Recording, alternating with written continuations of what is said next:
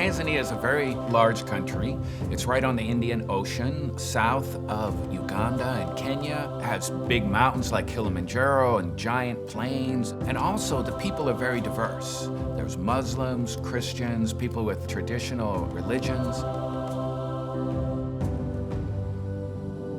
God revealed this plan for us, a 5-year plan which includes evangelism, planting churches, health education, community transformation, and drilling water wells.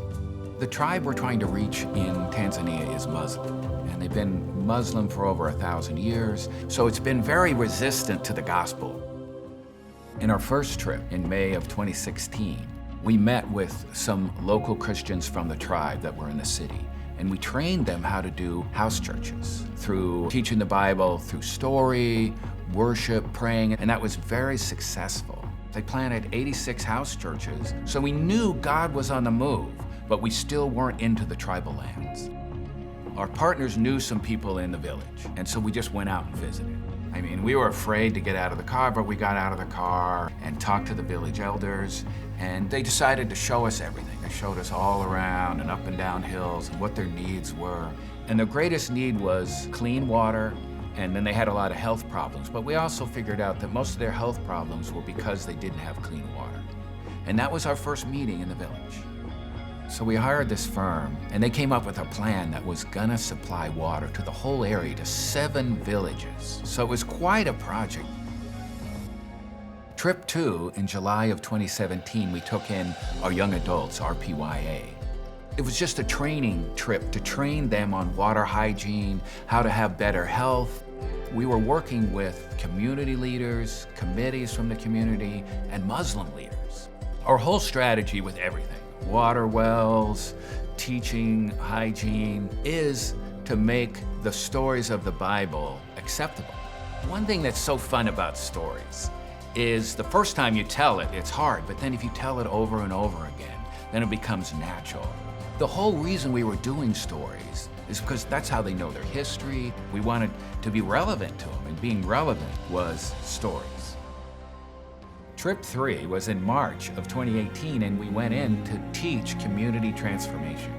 And that is that they have the power to change their community with their own resources. And so what we did is we would teach that with stories from the Bible. So we would make the Bible the authority on how to do life better. And then we talk about the fact that God created everything to be perfect. But then there was the fall of man. And now there's all this corruption. And the corruption then turns into disease. And so there's disease in their water. There's disease and, flies flying around. So we have to teach all this, that this stuff is unsafe and we need protection. And then finally, the head Muslim leader goes, "You keep talking about this hope you have. What is it?" So we hadn't mentioned Jesus on 3 trips, and so it was time. So they told the whole gospel story from Genesis to Jesus and what Jesus has done to save us. And the thing was that broke the ice. We did not get kicked out of town. So we've been there a couple times, we're talking about water. Now we're on our 3rd trip, and we still haven't given them any water. They were excited about getting the well, but they were doubtful. Wells in the past had been bitter. If you drill in the wrong place, the water is very bitter there, and they don't last. So we leave. We get the news that they put a test drill down, and they found water. In fact, they found a giant reservoir of water that can take care of all 7 villages, and the water is pure, it's clean, it tastes great. It happened. God came through. July of 2018, trip 4. The wells have been done. They had water in the village, so it was clean, it was fresh. They were excited about it. So we're going out to 5 villages, and we're going house to house, teaching the water hygiene, and then we're just teaching the gospel. We have a God of surprises, so he kept moving things forward. In one place, we actually were able to start a fellowship. People from Rocky Peak started the first home fellowship in this area, and it's still going on. So we go back in March of 2019, trip 5, and we go to a new village. The most exciting thing was 5 former Muslims that had become Christians now joined our team to present the gospel to this new village. We started with each and every house. First day, we're telling the whole gospel in this new village. So we really progressed.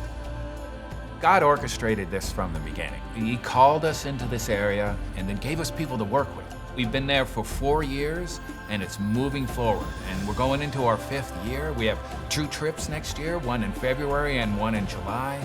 And God is making miracles happen. People that were resistant to Christ, whole villages and a tribe that was resistant to Christ is coming to Christ. And God is orchestrating it. We're just listening and following.